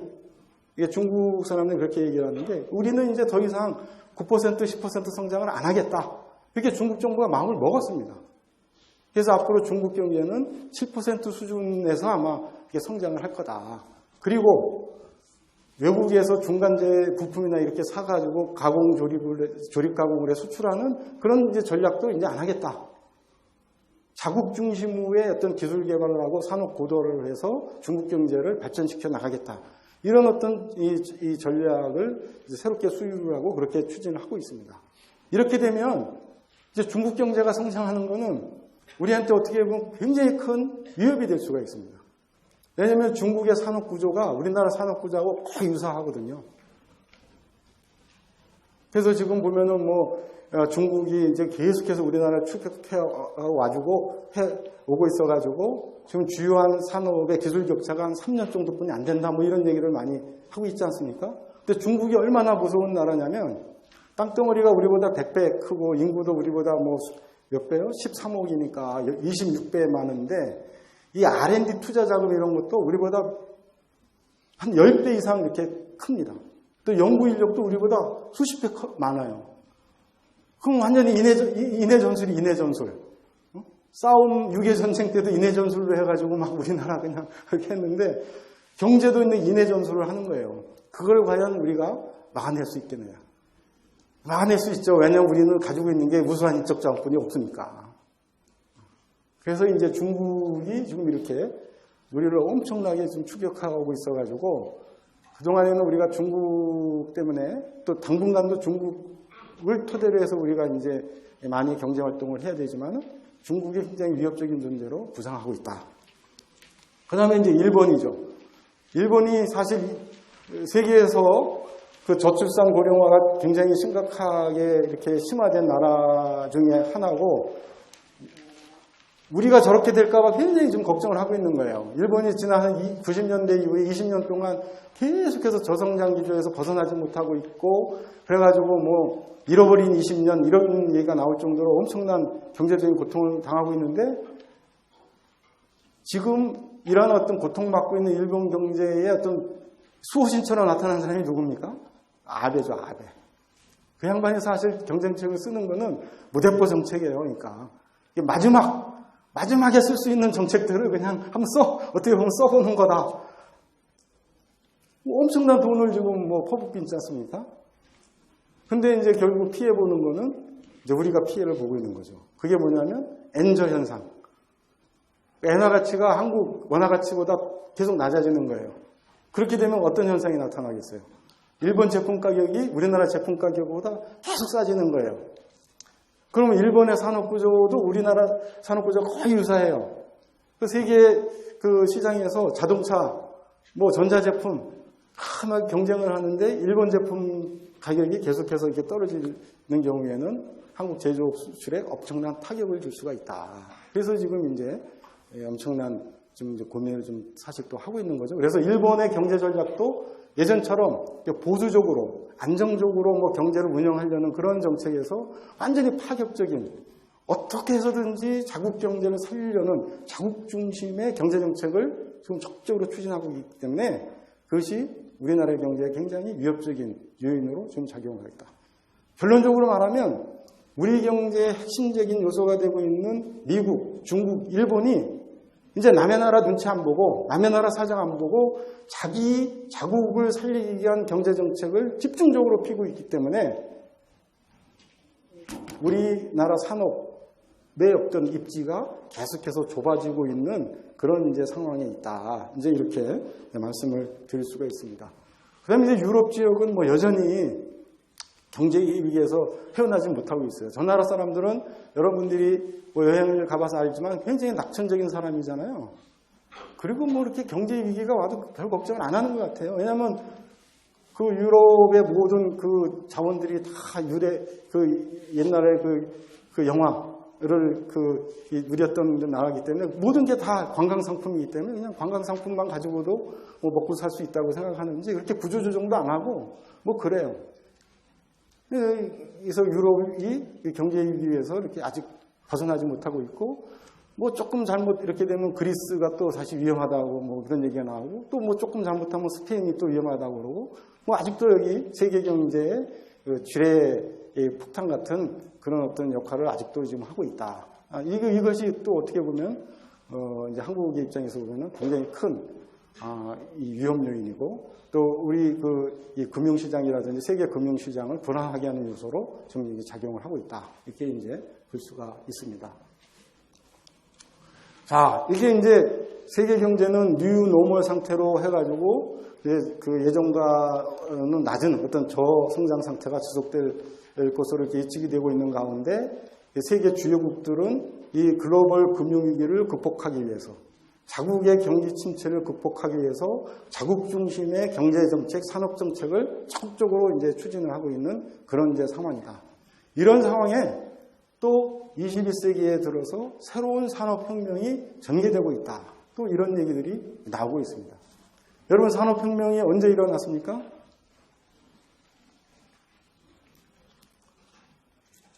18세기 말에 전기혁명이 일어나면서 섬유공장이 공장화, 자동이 되면서 이제 산업혁명이 일어나기 시작한 거죠. 영국에서 일어났죠. 그 다음에 이제 그거를 이은 것이 또 이제 이 전기혁명, 전기가 공장에 이렇게 보급되면서 이제 이 공장 자동화라든지 대량 생산 이런 것들이 이제 되면서 또 산업혁명이 일어났고, 그 다음에 이제 20세기에 들어와서는 IT혁명, 컴퓨터혁명이 일어나면서 엄청난 새로운 어떤 산업기술 수요들이 이렇게 하면서 이제 이 산업의 지형이 바뀌어졌는데, 21세기에 들어와서는 IT는 IT지만 IoT, 사물 인터넷, 또 3D 프린팅, 이런 같은 어떤 이전에는 전혀 예상하지 못했던 그런 어떤 신기술들이 이렇게 급속히 발전을 하면서 새로운 산업혁명이 지금 일어나고 있다. 이렇게 지금 얘기를 하고 있습니다. 여러분, IoT가 뭡니까? 사물 인터넷이라는 것이? 사물 인터넷. 여러분, 이 IT 기술 발전에 의해 가지고 사람의 어떤 생활 이 습관이라든지 생활 패턴이라든지 이런 거 바뀌는 거는 진짜 상상을 사실 초월해요. 제가 대학교 다니고 제가 적어도 대학원 다닐 때 그 연구를 하고 뭘 하려고 하면요, 자료 찾으려면은 엄청나게 돌아다녔어요. 예를 들어서 뭐 KDI에서 자료를 발표했다 그러면 KDI가 저 홍릉에 있는데, 홍릉에 이제 버스 타고 가서 거기 자료실에 가서 자료 사서한테 얘기를 해서 그 도장 받고 그 가서 자료 찾아서 카피해서 그리고 와야 됐고요. 그럼 하루 걸렸어요. 또 한국은행에서 그때는 자료를 엄청나게 발표를 했는데, 그거 이제 자료 찾으려면 한국은행에 와가지고 한국은행 자료실에 가서 또 이제 사전 승인 받고 그래가지고 또 그거 다 찾아가지고 한 논문 한 3편 찾아가지고 카피해서 또 집에 가가지고 또 그거 하는데 하루 걸리고. 요즘 여러분들 그 상상이 안 가죠? 불과 한 20년 전에 연구 활동을 그렇게 했습니다. 우리가. 상상이 안 가죠? 여러분 뭐 핸드폰 보면 자료 다 찾을 수 있는데 지금 여기 앉아서도 다 찾을 수가 있는데. 또 이게 핸드폰. 저는 대학교 다닐 때도 집에 전화기가 없어요. 이게 수동식 전화기가. 근데 그때 이게 만화책 같은 걸 보면 한 조만간에 핸드폰에 하나씩 있을 거다. 이런 공상 만화를 봤는데 저는 이 말도 안 되는 소리를 하고 있구나. 이렇게 생각을 했는데 20년 만에 그게 다 이루어지더라고요. 그러니까 세상의 이 변화 속도가 엄청 빠른 거죠. 그렇죠? 그럼 IoT로 인한 세상의 그 변화라는 것은 또 여러분들이 지금 상상을 못할 거예요. 3월 인터넷이 이 세상을 어떻게 변화시킬 것인가 하는 거. 그럼 여러분들이 이 자리에 앉아서 그냥 단순하게 집안이라든지 학교라든지 뭐 회사의 모든 것들 기기를 다 조작하고 정보를 다 뽑아볼 수 있는 사회가 된다는 거잖아요. 그 다음에 3D 프린터. 3D 프린터는 공장을 사라지게 할 수 있는 아주 획기적인 산업기술 혁명으로 지금 부각이 되고 있어요. 근데 이제 우리는 조금 아쉬운 게 이런 것들이 좀 많이 이렇게 부각이 좀 안 되고 있는 것 같아요. 또 남의 나라 얘기처럼 이렇게 생각을 하고 있는 것 같은데 지금 이 IoT라든지 그 3D 프린팅 이런 이전과는 전혀 비교할 수 없는 어떤 새로운 산업 혁신, 기술 혁신이 지금 계속해서 일어나고 있다. 이런 것들이 새로운 어떤 산업 혁명을 일으키고 있기 때문에 기존의 제조 시스템, 기존의 제조 생산 시스템, 기존의 생산 시스템, 기존의 영업 시스템 그런 것들을 완전히 다 이제 바꿔놓는 그런 시대가 지금 이 전개가 되고 있다. 이제 이렇게 말씀을 드릴 수가 있고 그렇다고 한다면 기존 어떤 제조, 중화학공업에 이제 이렇게 우리가 머물러 있으면은 이런 어떤 시대 변화를 따라가지 못하기 때문에 우리의 어떤 산업 경쟁력이라든지 이런 것들이 굉장히 약화될 수 있다. 이제 이런 우려를 우리가 말씀을 드릴 수가 있고요. 그 다음에 또 이제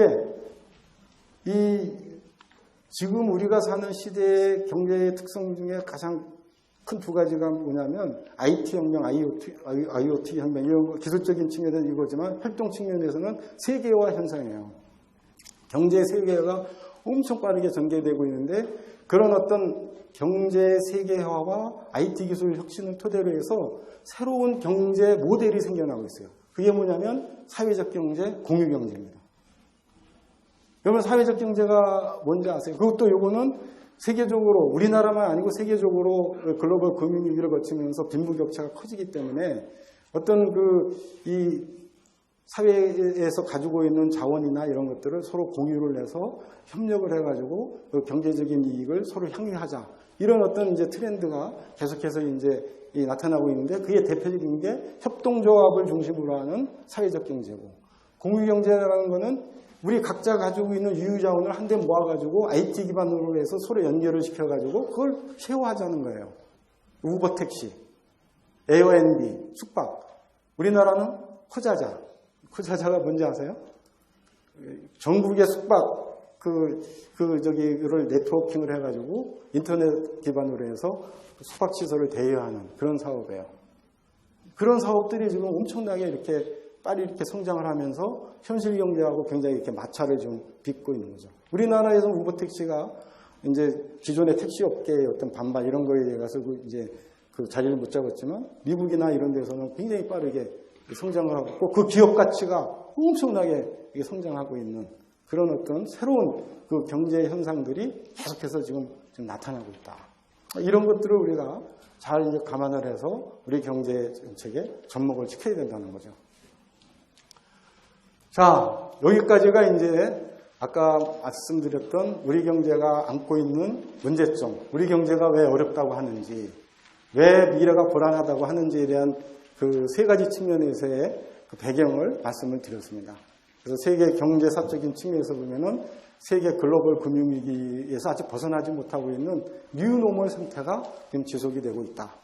또 과거 경제개발 시대의 성장 전략이 한계에 봉착하면서 5가지의 구조적인 문제점들이 지금 해결이 되지 않고 있다. 그것을 우리 경제로 하여금 중진국 함정 내지는 비수렴 함정, 저성장 함정에 빠뜨리고 있다 하는 것을 말씀을 드렸고 그런 와중에 또 이 세계 경제의 어떤 기술적인 측면 이런 자본주의 시스템 측면에서 보면은 새로운 기술 혁신과 새로운 어떤 경제 시스템들이 계속해서 이렇게 창출되고 있는 그런 어떤 아주 복잡다기한 그런 이제 시대 속에 우리가 지금 있다. 우리가 살고 있는 이런 21세기 2015년 5월 현재 지금 한국 경제와 세계 경제가 이렇게 돌아가고 있다 하는 거를 이제 여러분들한테 좀 말씀을 드렸고요. 그럼 이런 상황에서 앞으로 우리 경제가 어떻게 발전해 나가야 되겠는가? 어떻게 지속 성장을 할 수 있겠는가?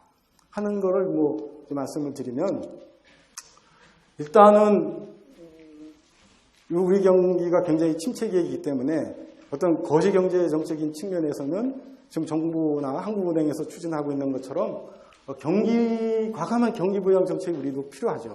왜냐하면 이 경기가 계속해서 침체되고 가라앉게 되면은 그야말로 이제 더 이 경기가 살아날 수 있는 여력이 동력이 자꾸 떨어지기 때문에 그래서 이제 한국은행도 금리를 계속해서 내리고 있고 또 정부에서 재정 지출을 계속 지금 하고 있는 거죠. 하지만 그것만 가지고는 안 되는 거죠. 그거는 현상 유지 내지는 더 이상 악화되는 것을 막을 수 있을 뿐이지 한국 경제가 구조적인 문제를 극복하고 이렇게 튀어오를 수 있는 한 단계 도약할 수 있는 그건 아니거든요.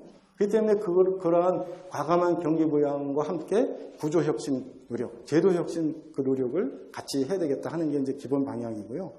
그 다음에 이제 그 어떤 발전 전략 측면에서 보면 그동안에 우리가 추구했던 발전 전략이라는 것이 수출 산업 중심의 대기업 주도의 불균형 성장 전략이었다고 한다면 그거는 다른 말로 하면 모방 산업 전략이었어요. 그러니까 일본이 가지고 있는 산업 기술, 미국이 가지고 있는 산업 기술 이런 것들을 이 머리 좋은 우리나라 이 기술자나 또 이런 이 사람들이 그걸 도입을 해서 모방을 해서 그거보다 조금 부가가치를 높여가지고 이제 선진국을 추격하는 그런 어떤 추격 전략을 이제 해가지고 그렇게 되면 우리가 이제 그 선진국에 비해서 이점이 뭐냐면 더 싸게 더 좋은 제품을 만들 수가 있다는 그런 이점이 있었다는 거죠. 그런 걸 가지고 해서 열심히 이제 선진국을 추격해서 이제까지 왔는데 이제 아까 말씀을 드린 것처럼 그게 이제 한계에 와 있는 거예요. 비수련 함정에 지금 빠져 있는 거예요. 그럼 그걸 극복하기 위해서는 이전 시대의 과거 선배들은 열심히 선진국을 쫓아가는 그런 어떤 전략을 추구를 해서 지금 선진국하고 거의 이제 비슷한 수준까지 와 있다고 한다면 이제 이걸 뛰어넘으려고 한다면은 이제 모방 정책이 아니고 새로운 경제 정책은 창조 전략이 되어야 되겠다. 그래서 이제 창조 경제라는 말이 나오게 된 겁니다. 그래서 이 창조 경제를 실현해야지. 그래서 우리를 추격하고 있는 중국이라든지 또 우리보다 조금 앞서가는 일본을 중국을 따돌릴 수가 있고 일본을 이제 추월할 수가 있는 거죠. 그래야지 우리가 이제 지속 성장할 수 있는 그런 가능성이 생기게 된다. 그럼 창조 경제를 하기 위해서는 예전에 모방 경제에 우리가 구축했던 모든 경제 시스템을 사실 다 바꿔야 되는 거예요. 이게 어떻게 보면 굉장히 어려운 이제 이 과업 과제다 이렇게 이제 볼 수가 있겠죠. 이제 그래서 이제 그 창조 경제의 의미와 전략을 조금 더 이제 부연 설명을 하면은 이 그래프를 보면 이제 경제 발전, 이 상축이 경제 발전 단계고 중축이 이제 혁신, 창조성이라고 한다면 처음에 그 개발 초기 단계에는 그 노동집약적 생산, 해서 노동을 투입한다든지 이런 걸 통해서 우리가 이제 성장을 할 수가 있다고 한다면 그 다음 단계에 가면은 이제 자본을 투입을 해서 그래서 이제 투자 주도형으로 우리가 이제 성장을 할 수가 있는 거고. 하지만 이게 이제 한계에 부닥치게 되면은 우리가 이 고부가 가치를 창출하는 혁신 창조형으로 우리가 이 경제 시스템을 바꿔야지 이제 지속적으로 이제 성장을 할 수가 있게 된다 하는 것이 이제 경제 발전론에 나오는 경제 발전 단계설입니다. 이게. 그래서 지금 우리나라는 이 경제 발전 단계설에 의하면은 이제 이 요소 투입형 단계를 지나서 이게 한 60년대 정도라고 한다면 70년대 이 자본 투입형 투자 주도형에서 지금 이제까지 이제 성장을 해왔고 지금 이후에는 이제 이 투자 주도형 단계에서 벗어나서 혁신 창조형으로 이렇게 도약을 해야 되는 그런 단계에 지금 우리가 와 있고 그게 이제 모방 경제에서 창조 경제로 가는 거다. 이렇게 이제 말씀을 드릴 수가 있습니다. 근데 문제는 그게 그렇게 쉽지가 않아요. 창조 경제로 가기 위해서는 우리의 전반적인 경제 사회 시스템을 바꿔야 돼요. 이 그림은 어떤 그림이냐면 현축은 경제 사회 시스템의 성숙 정도, 선진화 정도고 뒤에는 중축은 1인당 GDP인데 이게 완전히 우상향 곡선을 좀 그리고 있죠. 그래서 보면은 시스템 성숙 정도가 높은 미국이나 이 유럽 같은 나라의 1인당 GDP가 굉장히 높게 이렇게 나타나고 있고 또 이게 중국처럼 시스템 성숙 정도가 아직 낮은 데는 이거나 후발 개도국은 1인당 GDP가 이렇게 낮게 이렇게 나타나고 있어요. 근데 지금 한국 같은 경우에 딱 중간에 지금 위치하고 있는 거죠. 그래서 지금 보면은 한국은 지금 이제 이 1인당 GDP나 시스템 성숙 정도를 보면 지금 신흥국 내지 중진국 단계에 좀 놓여 있는데 이거를 타피해서 선진국 수준으로 가기 위해서는 이 경제 시스템을 선진화하고 바꿔야 되는 이제 그런 이제 이 과제가 우리한테 놓여 있는 거죠. 경제 시스템, 사회 시스템이라는 게 뭘까요? 근데 여러분, 여러 가지가 굉장히 복잡한 얘기예요. 사실 여기 그냥 간단하게 뭐 이렇게 정리해 놓은 걸 보면 국가 거버넌스로 바꿔야 되고, 노동시장도 바꿔야 되고, 또 정치사회 통합성도 제고가 돼야 되고, 또 효율적인 복지 시스템도 만들어야 되고, 또 우리나라 같은 경우에는 남북한 간의 상생 이런 시스템도 만들어야 되는 거예요. 그러니까 어떻게 보면 한마디로 말하면 모든 사람들이 서로 협력해서 이제 살 수 있는 그런 어떤 서로 믿고 협력해서 살 수 있는 정치, 경제, 사회 시스템을 만들어야 되는 거죠. 근데 그게 쉬운 문제는 아니죠, 사실. 굉장히 어려운 문제죠. 하지만 그거를 해야 되는 단계에 지금 우리가 와 있다. 적어도 우리가 계속 경제 성장을 해야 되고 1인당 소득을 높여야 된다고 우리가 주장을 한다면, 그걸 원한다면, 그럼 우리의 경제사회 시스템을 선진화해야 되는 노력을 우리는 할 수밖에 없는 그런 어떤 당위적인 단계에 우리가 와 있다고 볼 수가 있습니다. 그래서 지금 정부가 지금 하려고 하는 것은, 이 정부가 하려고 하는 건 뭐냐면 경제혁신 3개년 계획이라는 걸 만들어서 지금 우리 경제가 이러이러한 문제점에 봉착해 있기 때문에 기초가 튼튼한 경제라는 것은 우리 경제 사회 시스템을 바꾸자는 거예요. 그 다음에 두 번째는 이제 창조 경제를 통해 가지고 새로운 어떤 이 성장 모델을, 또 성장 산업을 만들겠다. 이게 하는 게 이제 두 번째의 추진 전략이고, 세 번째는 아까 얘기한 것처럼 수출주 도용을 하다 보니까 내수, 중소기업이 굉장히 위축되어 있기 때문에 이제 균형 성장으로 가자. 이렇게 해서 이제 이 경제혁신 3개년 계획을 만들고 세 가지 이 추진 전략을 놓고 우리 경제를 뭔가 바꿔보려는 그런 이제 좀 노력을 지금 하고 있는 겁니다. 그래서 그걸 뭐 구체적으로 보면은 기초가 튼튼한 경제를 이루기 위해서 공공 부분이 굉장히 방만하기 때문에 공공 부분의 개혁이라든지 또 원칙이 바로선 시장 경제라든지 또 사회 안정망을 확충하기 위한 노력을 하고 있고, 또 역동적인 혁신 경제를 위해서 창조 경제를 구현하고 또 미래 대비 투자를 하고 해외 진출을 촉진하는 그런 어떤 노력을 하려고 하는 거고, 그다음에 내수 수출 균형 경제를 이루기 위해서 투자 여건을 뭐 확충한다든지 내수 기반을 확대하고 또 청년과 여성들의 고용률을 제고하려는 여러 가지 이제 정책들을 추진하고 있고, 더 나아가서 남북한의 어떤 상생 시스템을 만들기 위한 통일 시대의 준비도 이제 경제혁신 3개년 계획 안에 포함이 되어 있는 거죠. 자, 근데 중요한 거는 여러분들 이렇게 해야 된다는 거에 다 동의는 하십니까? 우리 경제가 서로 도약하기 위해서는 뭔가 시스템을 바꿔야 되겠다 하는 거에는 동의는 하세요? 이게 뭐 방향이 맞다 틀리다 이런 걸 떠나가지고 하여튼 뭔가 좀 바뀌어져야 되겠다 하는 생각을 좀 하시나요? 우리가 뭔가 새롭게 좀 발전을 하려면? 근데 우리도 습관을 바꾸기가 굉장히 어렵잖아요. 우리 개인들도 기존에 한 20년 살아왔던 거를 이제 바꿔가지고, 야, 이제 30대 됐으니까 한번 마음 먹고 뭐 좀 해보겠다. 그거 굉장히 힘들잖아요. 경제도 마찬가지인 것 같아요. 한 50년 동안 이 구축되어 왔던 경제 발전 시스템을 바꾸려고 하니까 너무 힘든 거예요. 힘든 이유가 뭐냐? 3대 제약 요인이 존재해요. 첫째는 과거에 산업 발전하는 과정에서 여러 가지 이 정부 규제, 행정 규제, 인허가 규제 그런 것들이 엄청 많은 거예요. 근데 그런 것들을 바꾸기가 너무 힘든 거예요. 그게 이제 첫 번째 제약 요인이고, 두 번째는 이 기득권 지대 추구 행위라고 그래요. 이 전문적인 용어로. 그동안에 50년 동안 발전해오는 과정에서 그 발전의 이익을 향유했던 그룹들이 있지 않겠어요? 그분들이 어떤 새로운 어떤 그 발전 시스템이나 새로운 사회 시스템으로 넘어갔을 때 받는 불이익을 너무 거부를 하는 그런 현상들이 좀 나타나고 있다. 뭐 굉장히 조심스러운 얘기지만 노사정, 대타협 왜 안 될까요? 공무원 연금 개혁.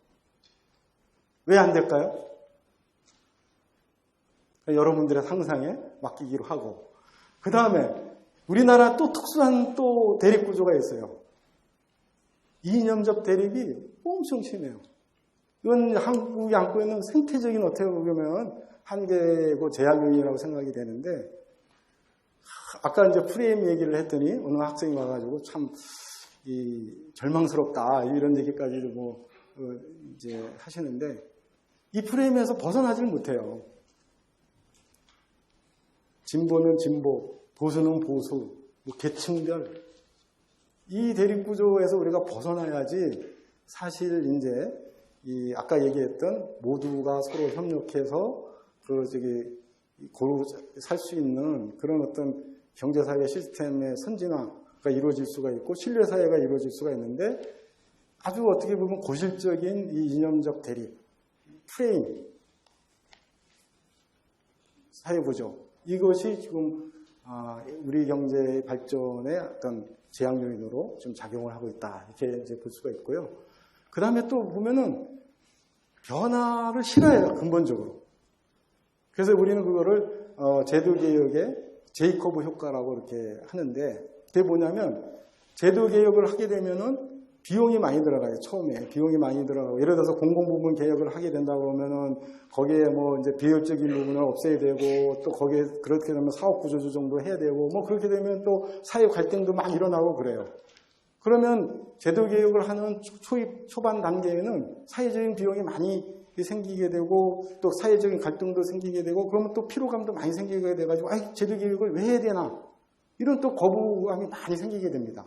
그게 이제 제이코브 효과라고 해서 이렇게 이제 그 제도개혁을 하게 되면은 처음에는 이렇게 비용이 더 들고 효율도 떨어지는 이런 현상이 나타나죠. 하지만 어느 정도 제도개혁이 되고 시스템이 안착이 되면 그때부터 이제 생산성과 효율성이 올라가지고 나라가 발전하는데, 이런 어떤 그 제이코브 효과가 있기 때문에 초반에는 이제 개혁을 거부하고 또 거기에 대해서 갈등이 많이 생기는 현상들이 있고, 그러다 보면 이제 정치적으로 후퇴를 하게 되고, 그런 현상들이 또 나타나는 것이 이제 이런 어떤 새로운 경제사회 시스템을 만드는 제약 요인으로 작용을 하고 있다, 이렇게 이제 말씀을 드릴 수가 있고, 지금 현재 그런 와중에 있는 거예요, 한국 경제가, 한국 사회가. 맨 신문만 보면 뭐 그냥 그렇잖아요. 왜 그러냐, 이해를 하셔야 돼요. 지금 그런 와중에 있는 거예요, 우리가. 이거를 극복해야 돼요. 자, 그 다음에 그럼 성공 조건이 뭐냐? 어떻게 극복해야 되냐? 어려워요. 우리 생각을 바꿔야 돼. 예전에 가졌던 의식과 가치관, 뭐 대기업 중심 사고방식, 뭐 하여튼 우리 제조업 중심의 사고방식, 뭐 그렇다고 해서 제조업을 이렇게 하려는 게 아니고 서비스업도 중요하다. 또 서비스업을 발전시키기 위해서는 뭐 여러 가지 사회적인 제약 조건 같은 것도 풀 수 있다. 이런 어떤 그 의식과 가치관의 변화. 그 다음에 어떤 이런 이념적 대립이나 이런 것에서 벗어나서 서로를 이해해주고 공감대를 형성해서 뭔가 사회적인 협력을 할 수 있는 그런 어떤 정치사회 시스템을 구축해 나가야지, 그래야지 한국은행이 금리를 내려서 돈을 공급하고 정부가 재정 지출을 해서 돈을 풀고, 뭐 기업이 뭐 투자를 뭐 이렇게 해서 그 공장을 세우고, 그 하는 것에 이제 효과가 이제 10배, 100배 나타날 수가 사실 있는 거죠. 예. 그래서 이제 지금 그 결론적으로 말씀을 드리면, 한국 경제가 왜 여러분들이 어렵게 생각하고 있느냐. 그거는 뭐 누구 잘못이 아니다. 한국 경제가 그동안 발전해온 과정에서 배태된 어떤 구조적인 문제점을 해결해야 되는 단계에 와 있기 때문에 그렇다. 그런 와중에 또 세계 경제도 굉장히 이렇게 급변동을 하고 있기 때문에, 그래서 우리가 굉장히 어렵게 느끼고 있고 미래에 대한 불안감을 가지고 있다. 이제 이렇게 말씀을 드릴 수가 있고, 근데 이제 하여튼 저는 좀 미안한 게, 그런 문제를 풀 주체가 바로 여러분들이라는 게 사실 조금은 마음이 무거운 거죠. 덕수는 국제시장 시대를 살면서 몸으로 때우면서 그거를 해결할 수가 있었어요. 근데 지금은 여러분들은 몸으로 때우면서 해결하는 것보다는 머리로 그걸 해결해야 되는 이제 그런 어떻게 보면 더 어려운, 더 고난도의 문제를 이제 풀어야 되는 그런 어떤 시대에 살게 된 것이 어떻게 보면은 조금은 이제 미안한 거지만, 하지만 더 의미는 큰 거죠. 우리는 24시간 열심히 벌어봤자 100원을 벌었다고 한다면, 여러분들은 어떻게 하면 1시간만 노력을 해서도 1,000원, 10,000원, 100만 원을 벌 수 있는 그런 시대에 여러분들이 또 살고 있기 때문에 기회는 여러분들이 더 크다, 더 많다 하는 거를 결론적으로 이제 말씀을 드리겠습니다. 고맙습니다. 네, 감사합니다.